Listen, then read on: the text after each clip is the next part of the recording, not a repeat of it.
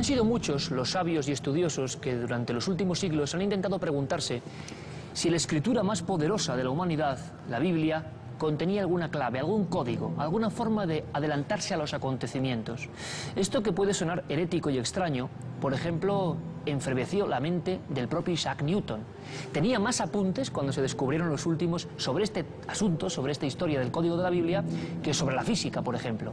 Estaba absolutamente convencido de que había algún tipo de código interno que podía convertir aquel libro o aquellos libros en una especie de máquina profética. Lo que les quiero contar es asombroso. Yo sinceramente me quedo un poco mudo, pienso que son carambolas de la matemática, pero a ver qué piensan ustedes. Hay un periodista célebre en Estados Unidos, Michael Drosnin, publicaba por ejemplo en el Wall Street Journal o en el Washington Post, que un día es citado con un matemático israelí llamado Eliyahu Rips. Es un día de 1994, y este hombre lo que le quiere contar o exponer es que ha descubierto una especie de matriz informática que desvela ciertas cosas de la Biblia. Imagino que Drosnin se quedó como se pueden quedar ustedes, con los ojos abiertos. ¿Cómo es posible eso? ¿Qué programa es ese? Al parecer, para que todos lo entendamos, ese programa primigenio desvelaba lo que son los términos completos, las letras de la Biblia, y les exponía en una larga espiral a modo de gigantesca sopa de letras. Ese programa además permitía insertar un código, una palabra, una orden de búsqueda, y la Biblia la encontraba entre todas ellas, bien fuera en un sentido o en otro. Y a veces esas palabras que el buscador pedía a la Biblia que localizase en su interior se cruzaban con otras. Casualidad o no, Eliyahu Rips puso una especie de reto a este periodista en un principio, imaginamos, incrédulo. Puso el nombre del primer ministro israelí, Isaac Rabin. En toda la Biblia, y por supuesto no tenía sentido que apareciese Isaac Rabin, pero de arriba abajo surgía ese nombre, en una de las partes de los 5 primeros libros o Pentateuco.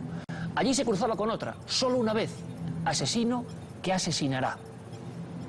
1994, la gran sorpresa del periodista norteamericano es cuando, en el año 95, el mes de noviembre, un enviado de Dios dispara por la espalda, siempre según sus palabras, a Isaac Rabin. El periodista se asusta, pide el programa y empieza a experimentar el código secreto de la Biblia. Un asunto que es polémico todavía hoy, 10 años después de su descubrimiento. Así fue, Santiago Camacho, tú que conoces bien la informática y la conspiración, sabes que este asunto sigue provocando ciertos tumultos, pero así comenzó todo, con el primer ministro israelí y un mensaje que decía: asesino que asesinará. Sí, de hecho, así empezó una de las historias periodísticas, yo creo que más apasionantes de la última década. Pensemos que no solamente Michael Drosnin descubre esta historia, sino que además, con ese mensaje en la mano, ya convencido a través de otras pruebas pues de que este asunto del código de la Biblia funcionaba, intenta desesperadamente prevenir lo que él cree ya inevitable, que es ese atentado contra Isaac Rabin.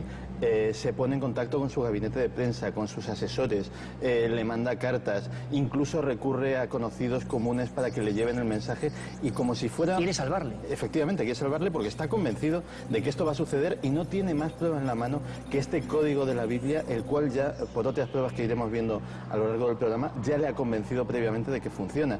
No lo consigue, es como si una maldición, como si el destino fuera absolutamente imparable, y como si eso que estaba ahí escrito en caracteres hebreos estuviera destinado a cumplirse irremisiblemente.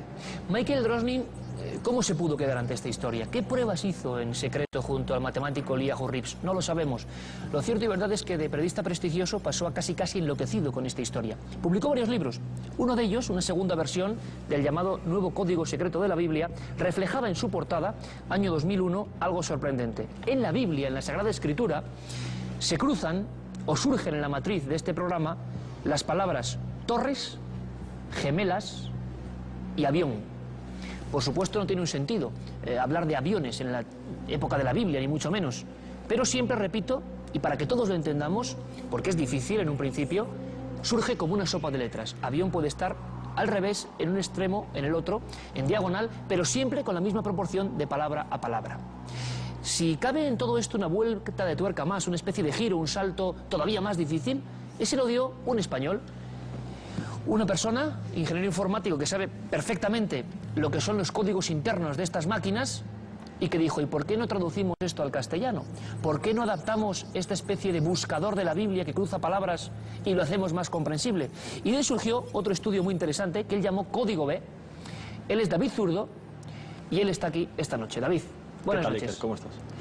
Por cierto, otro dato. ¿Es cierto que Arafat, en una de las poquísimas entrevistas que concede un periodista norteamericano, es con Michael Drosnin, y no es para hablar de política o de situaciones un poco extrañas entre los diversos conflictos del Oriente Medio, sino para preguntar ¿qué dice el código de la Biblia de mí? Es que, de hecho, el Código de la Biblia ha llamado la atención de personas muy importantes, incluso de agencias como la Agencia de Seguridad Nacional de Estados Unidos, y también incluso un premio Nobel, digo por mencionar algo reciente, de Economía, que él ha dicho públicamente que cree en este código. ¿Qué cree? Sí, mira, cuando has dicho antes lo de la traducción o la forma de buscar en esto traducida al español, hay que decir que la Torá se utiliza en hebreo, que es el único idioma en el que, si aceptamos que fue una revelación, ha quedado, digamos, inalterado durante todos estos milenios. Este programa, para que lo veamos claro, pone letra a letra, digamos, no se cambia el sentido, sino que hila todo en líneas... Hila todo en una sola fila, vamos a decirlo así, que después se parte en unos trozos, que siempre son equidistantes, y que se reordenan de tal manera que aparecen esas sopas de letras y esos mensajes que, bueno, pueden aparecer, como has dicho, en vertical, en horizontal, en diagonal, pero siempre en un entorno reducido y siempre relacionados unos con otros.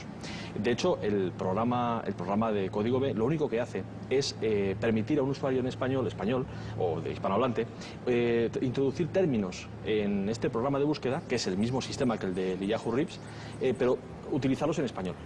El programa hace una transliteración de estas palabras de búsqueda y lo que hace es intentar localizarlas en la Torá. Yo creo que con esa perspectiva esto tiene que quedar en un simple juego matemático.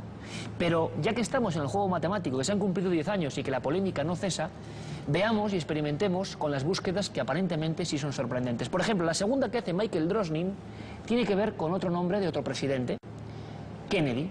Hace poco hablábamos de Kennedy, veíamos esa imagen espantosa de su atentado, que muchísima gente además nos escribió diciendo que no recordaba la brutalidad del atentado a JFK, y sale Kennedy. Y en la misma página, para que nos entendamos, donde solamente una vez surge Kennedy, de arriba abajo, se cruza con la palabra Dallas, si no recuerdo mal, estado en el que falleció. Lo curioso, Santiago Camacho, y tú conoces bien muchas historias de la CIA, es que los servicios de inteligencia con nombres y apellidos se interesan en este código de la Biblia, como es normal. Sí, de hecho, incluso antes de que fuera públicamente conocido. El propio Michael Drosnin tiene conocimiento de esto siendo corresponsal en Israel, corresponsal político para asuntos absolutamente ajenos a este tipo de temática, y como muchos corresponsales, pues tiene su contacto en los servicios secretos, concretamente en el Mossad. Él es el que le habla de un profesor en la Universidad Hebrea de Jerusalén que ha desarrollado una teoría según la cual ellos se han basado para hacer determinados pronósticos. En concreto, les había pronosticado la fecha exacta de la ruptura de hostilidades durante la Guerra del Golfo. Claro, Michael Drosnin al principio lo toma con un poco de... No se lo cree. No se lo cree, con bastante escepticismo. Lo que recoge en su libro es el comentario de este agente secreto que le dice: tú verás lo que haces, pero a nosotros nos funciona. Es curioso porque la propia Agencia de Seguridad Nacional estadounidense, la NSA, también mostró oficialmente cierto interés a través de uno de sus criptógrafos más reconocidos, que es Harold Gans. Harold Gans, en principio, fue uno de los mayores detractores, de los mayores escépticos del Código de la Biblia. Era un criptógrafo de fama internacional y se dedicó a experimentar él mismo con el programa desarrollado por Doron Withum, que fue el informático que ayudó al Dr. Reeves a llevar esto en términos de ordenador. Él mismo desarrolló incluso un programa propio y para su pasmo descubrió que esto funcionaba, y de ser este empleado de la Agencia de Seguridad Nacional estadounidense, de ser uno de los mayores escépticos en el tema, se ha convertido en uno de sus mayores defensores. Pero el código secreto de la Biblia, o código B, hay que decirlo, acierta y falla, o por lo menos metemos términos en sus entrañas y a veces aciertan y a veces son catastróficamente diferentes a lo que luego ocurre realmente.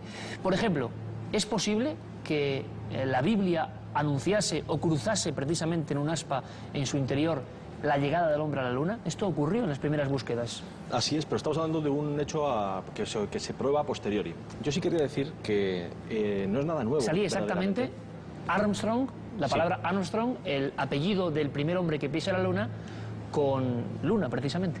Armstrong, por ejemplo, y Luna, imaginemos que el apellido de Armstrong